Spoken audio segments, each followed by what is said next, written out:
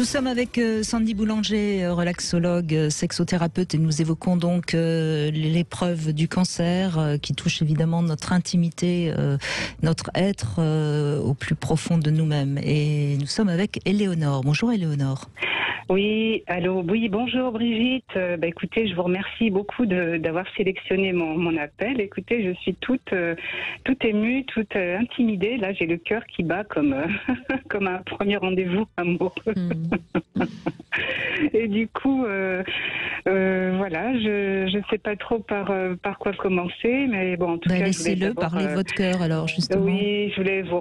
Si je laisse parler mon cœur, je pense que je vais me mettre à pleurer parce que c'est une épreuve. Bon, voilà, à chaque fois que j'ai l'occasion de raconter mon parcours, mon histoire, c'est toujours quelque chose qui est qui remue beaucoup de choses.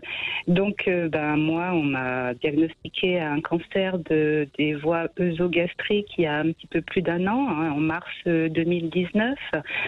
Et donc, c'est pris à un stade 3, très avancé, métastatique. Donc, voilà, pronostic vital engagé, bien sûr, sans espoir de guérison parce que je ne peux pas être opérée. Donc, sachant que j'ai eu plusieurs séances de chimio, plusieurs mois de chimiothérapie très lourde, voilà, que j'ai bien supporté parce que dès l'instant où j'ai eu donc le diagnostic de ma maladie, j'ai tout de suite pensé à mes enfants, mes petits-enfants, et je me suis dit, avec ma fille, on s'est dit, on va faire un doigt d'honneur au crabe, c'était un peu notre devise.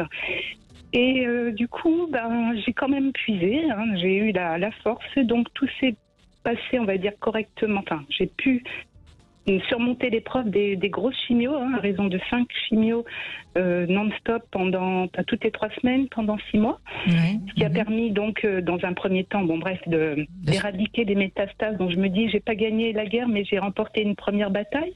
Bien sûr, bien sûr. Et là, donc, je suis sous traitement d'entretien pour qu'on puisse, c'est faire en sorte que les choses n'empirent pas, mais les choses sont stationnaires. Donc, je prends les choses du bon côté et je voulais donner un petit témoignage d'espoir en disant que malgré la maladie, j'ai toujours gardé ma féminité, j'ai toujours essayé de prendre soin de moi. Et quand j'avais l'énergie entre les chimios d'aller danser avec les copines, j'étais la première à leur dire allez, on y va.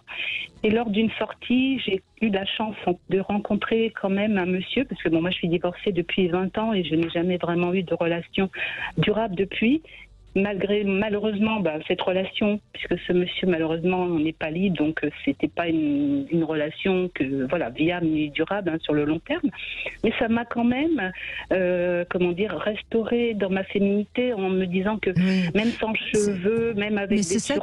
C'est ça que je trouve formidable dans votre témoignage, et je vous en remercie, c'est que Thanatos est là, mais Eros ouvre la porte et vient. Il laisse pas Thanatos gagner. C'est ce que j'entends dans votre témoignage. Tout à fait. Donc il y avait une pulsion de vie, sachant que j'ai toujours envie d'aimer, de donner. J'ai beaucoup d'amour à donner.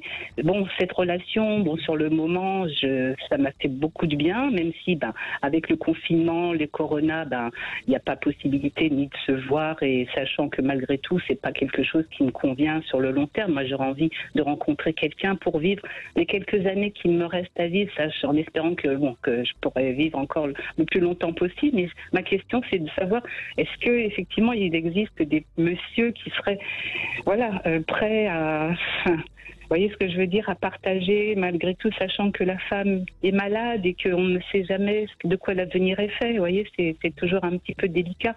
Et par les temps qui courent, faire des rencontres, c'est compliqué.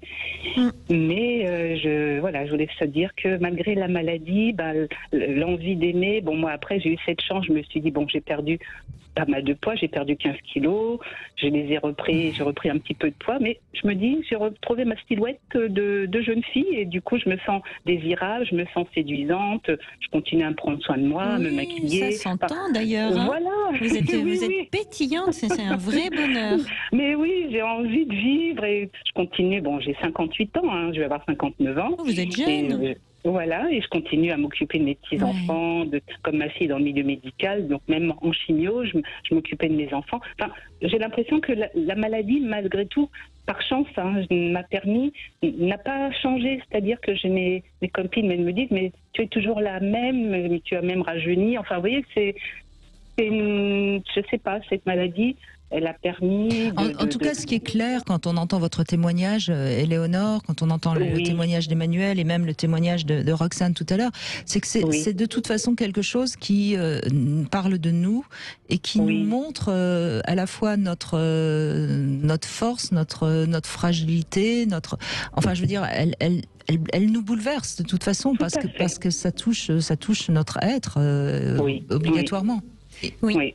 Et ce que vous demandiez, est-ce qu'il y a des hommes qui seraient prêts à aimer une femme malade? Oui. Parce qu'en fait, il y a des hommes qui sont prêts à aimer des femmes, tout court. Malade ou pas malade. Vous savez, la maladie, effectivement, c'est compliqué, mais je crois que les relations hommes-femmes sont compliquées.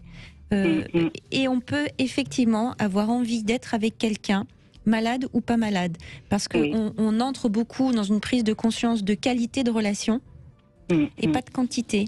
Et je crois que justement, notamment dans cette période de crise sanitaire, on se rend compte que consommer, c'est très bien, mais parfois la qualité c'est essentiel, et il vaut mieux partager quelques années magnifiques auprès de quelqu'un, et puis vivre, c'est accepter un jour de mourir, hein, on ne sait pas quand. Moi, j'ai cette image de bougie. Voilà, la vie, pour moi, c'est une bougie dont on ne connaît pas la taille. La seule chose que l'on peut faire, c'est de décider de l'intensité de la flamme. Oui, tout à fait.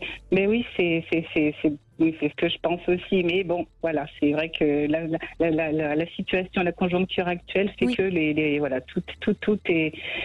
tout est limité. Mais bon, il faut croire en des jours meilleurs mais rien ne vous empêche déjà d'aller sur un site de rencontre. Alors moi, je vous conseille pas non plus de mettre en avant votre maladie. C'est pas, je veux dire, c'est pas le propos. Après que que vous en parliez à un moment donné, bien sûr.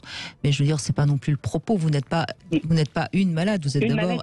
Vous êtes d'abord Éléonore, point, avec votre vécu et puis cette soif de vivre qu'on entend et qui forcément ne peut que séduire un homme.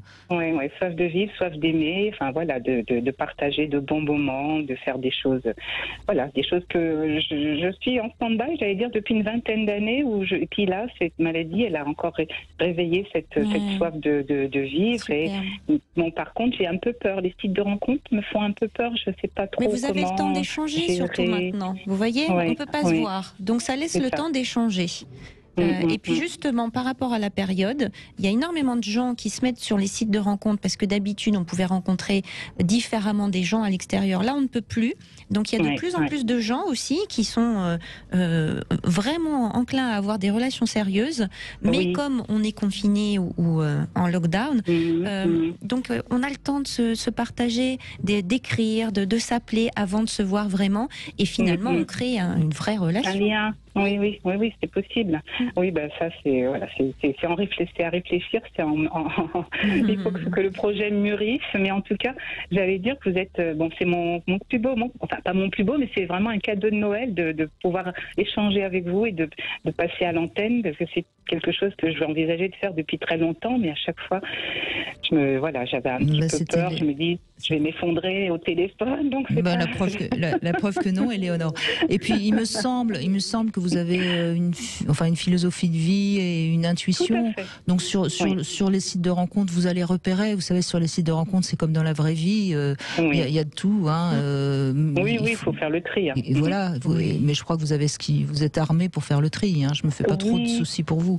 Oui. Puis Brigitte, je vous suis, comme disait l'auditeur précédent, depuis des années sur une antenne concurrente. Et franchement, à chaque fois, ça m'a apporté beaucoup, malgré tout au long de toutes ces années. J'ai pu puiser des conseils, des enseignements, des idées même, des petites choses. Ça m'a permis de découvrir le monde libertin il y a quelques années. Donc des choses très agréables. Et puis merci encore donc de toutes ces Merci de ce témoignage. Merci, bonne continuation.